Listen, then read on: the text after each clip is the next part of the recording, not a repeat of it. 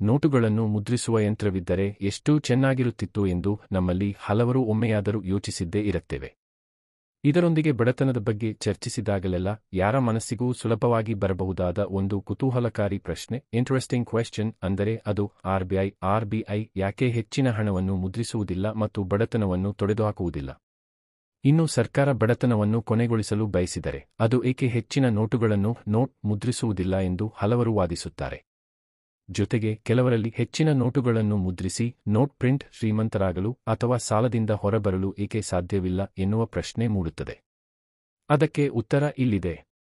ದೇಶದಲ್ಲಿ ನೋಟುಗಳನ್ನು ಮುದ್ರಿಸುವ ಹಕ್ಕು ಭಾರತೀಯ ರಿಸರ್ವ್ ಬ್ಯಾಂಕ್ ಅಂದರೆ ಆರ್ಬಿಐ ಮಾತ್ರ ಹೊಂದಿದೆ. ಈಗ ಪ್ರಶ್ನೆ ಏನೆಂದರೆ, ಸರ್ಕಾರದ ಆಜ್ಞೆಯ ಮೇರೆಗೆ ಆರ್ಬಿಐ ಬಯಸಿದಷ್ಟು ನೋಟುಗಳನ್ನು ಮುದ್ರಿಸಬಹುದೇ? ಇದರ ಹೊರತಾಗಿ ನೋಟುಗಳನ್ನು ಮುದ್ರಿಸುವ ನಿಯಮಗಳು ಯಾವುವು ಎನ್ನುವುದು. ಈ ಪ್ರಶ್ನೆಗೆ ಉತ್ತರ ಅದು ಅಷ್ಟು ಸುಲಭವಲ್ಲ.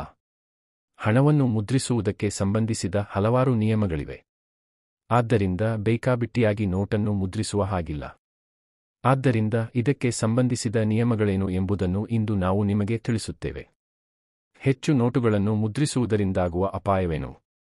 ದೇಶವು ತನ್ನ ಇಚ್ಛೆಯಂತೆ ನೋಟುಗಳನ್ನು ಮುದ್ರಿಸಲು ಸಾಧ್ಯವಿಲ್ಲ ಎಂದು ಅರ್ಥಶಾಸ್ತ್ರಜ್ಞರು ಹೇಳುತ್ತಾರೆ.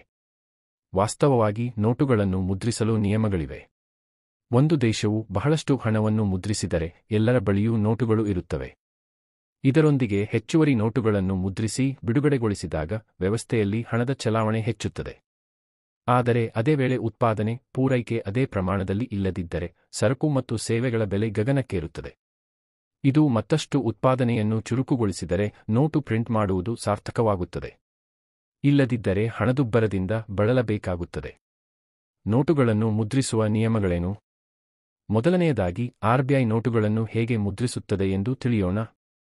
ಯಾವುದೇ ದೇಶದಲ್ಲಿ ಮುದ್ರಿಸಬೇಕಾದ ನೋಟುಗಳ ಸಂಖ್ಯೆಯನ್ನು ಆ ದೇಶದ ಸರ್ಕಾರ, ಕೇಂದ್ರ ಬ್ಯಾಂಕ್, ಜಿಡಿಪಿ, ಹಣಕಾಸಿನ ಕೊರತೆ ಮತ್ತು ಬೆಳವಣಿಗೆಯ ದರಕ್ಕೆ ಅನುಗುಣವಾಗಿ ನಿರ್ಧರಿಸಲಾಗುತ್ತದೆ ಎಂದು ನಾವು ನಿಮಗೆ ಹೇಳೋಣ. ಭಾರತದಂತೆಯೇ ಯಾವಾಗ ಮತ್ತು ಎಷ್ಟು ನೋಟುಗಳನ್ನು ಮುದ್ರಿಸಬೇಕೆಂದು ಭಾರತೀಯ ರಿಸರ್ವ್ ಬ್ಯಾಂಕ್ ನಿರ್ಧರಿಸುತ್ತದೆ. ಇದರೊಂದಿಗೆ ನೋಟುಗಳನ್ನು ಕನಿಷ್ಠ ಮೀಸಲು ವ್ಯವಸ್ಥೆಯ ಆಧಾರದ ಮೇಲೆ ಮುದ್ರಿಸಲು ನಿರ್ಧರಿಸಲಾಗುತ್ತದೆ ಎಂದು ಆರ್ಬಿಐ ನಿಮಗೆ ತಿಳಿಸುತ್ತದೆ. ಈ ವ್ಯವಸ್ಥೆಯು ಭಾರತದಲ್ಲಿ 1957 ರಿಂದ ಜಾರಿಯಲ್ಲಿದೆ. ಅದರಂತೆ ಆರ್ಬಿಐ ಎಲ್ಲಾ ಸಮಯದಲ್ಲೂ ಕನಿಷ್ಠ 200 ಕೋಟಿ ರೂ.ಗಳ ಆಸ್ತಿಯನ್ನು ತನ್ನ ನಿಧಿಯಲ್ಲಿ ಇಟ್ಟುಕೊಳ್ಳುವ ಅಧಿಕಾರವನ್ನು ಹೊಂದಿದೆ. ಇಷ್ಟೊಂದು ಆಸ್ತಿಗಳನ್ನು ಹೊಂದಿದ್ದ ನಂತರ ಸರ್ಕಾರದ ಒಪ್ಪಿಗೆಯೊಂದಿಗೆ ಆರ್ಬಿಐ ಅವಶ್ಯಕತೆಗೆ ಅನುಗುಣವಾಗಿ ನೋಟುಗಳನ್ನು ಮುದ್ರಿಸಬಹುದಾಗಿದೆ. ನೋಟುಗಳ ಮುದ್ರಣ ನಿರ್ಧಾರ ಹೇಗೆ?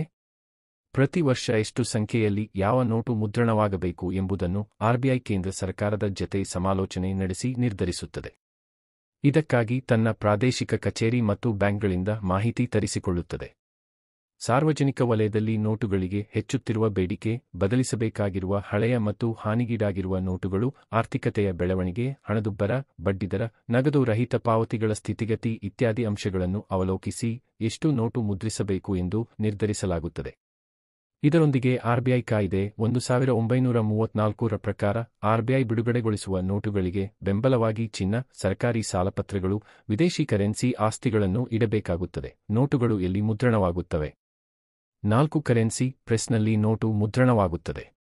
ಅದರಲ್ಲಿ 2 ಸರ್ಕಾರಿ ಮುದ್ರಣಾಲಯಗಳು, security printing and minting corporation of India SPMCL ಅಡಿಯಲ್ಲಿ ನಿರ್ವಹಣೆಯಾಗುತ್ತವೆ. ಮತ್ತೆರಡು ಮುದ್ರಣಾಲಯಗಳನ್ನು ಆರ್ಬಿಐ ಹೊಂದಿದೆ. Bharatiya reserve bank note Mudran private limited BRBNMPL ಮೂಲಕ ನಿರ್ವಹಣೆಯಾಗುತ್ತದೆ. ಎಸ್ಪಿಎಂಸಿಎಲ್ನ ಕರೆನ್ಸಿ ಪ್ರೆಸ್ಗಳು ನಾಸಿಕ್ ಮತ್ತು ದೇವಾಸ್ನಲ್ಲಿ ಇದೆ. ಬಿಆರ್ಬಿಎನ್ಎಂಪಿಎಲ್ನ ಕರೆನ್ಸಿ ಪ್ರೆಸ್ ಮೈಸೂರು ಮತ್ತು ಸಾಲ್ಬೊನಿಯಲ್ಲಿ ಇದೆ. ಹೆಚ್ಚುವರಿ ನೋಟು ಮುದ್ರಣದಿಂದ ಬಳಲುತ್ತಿರುವ ದೇಶಗಳು. 2008ರಲ್ಲಿ ಜಿಂಬಾಬ್ವೆ ಮತ್ತು ವೆನೆಜುವೆಲಾ ತಮ್ಮ ಆರ್ಥಿಕತೆಯನ್ನು ಬೆಳೆಸಲು ಹೆಚ್ಚಿನ ಹಣವನ್ನು ಮುದ್ರಿಸಲು ನಿರ್ಧರಿಸಿದವು. ಆದರೆ ಈ ರಾಷ್ಟ್ರಗಳು ಹೆಚ್ಚು ನೋಟು ಮುದ್ರಣ ಮಾಡಿ ನರಕಯಾತನೆ ಅನುಭವಿಸುತ್ತಿವೆ. ಹೆಚ್ಚು ನೋಟು ಮುದ್ರಣ ಮಾಡಿ ನರಕಯಾತನೆ ಅನುಭವಿಸುತ್ತಿರುವ ಈ ರಾಷ್ಟ್ರಗಳ ಉದಾಹರಣೆಗಳನ್ನು ಇಡೀ ಜಗತ್ತೇ ನೋಡಿದೆ. ಆ ರಾಷ್ಟ್ರಗಳಲ್ಲಿ ಬಹಳಷ್ಟು ಕರೆನ್ಸಿಗಳನ್ನು ಮುದ್ರಿಸಲಾಯಿತು ಮತ್ತು ಅಂತಿಮವಾಗಿ ಆರ್ಥಿಕತೆಯಲ್ಲಿ ಹೆಚ್ಚಿನ ಮಟ್ಟದ ಹಣದುಬ್ಬರ ಉಂಟಾಗಿ ಕರೆನ್ಸಿಯ ಮೌಲ್ಯವು ಗಮನಾರ್ಹವಾಗಿ ಕುಸಿಯಿತು. ಹೌದು, ಈ ರಾಷ್ಟ್ರಗಳು ಹೆಚ್ಚಿನ ನೋಟು ಮುದ್ರಣ ಮಾಡಿದ ಕಾರಣ ಒಂದೇ ವರ್ಷದಲ್ಲಿ ಬೆಲೆಗಳು 23,000 ಕೋಟಿ% ಏರಿತು.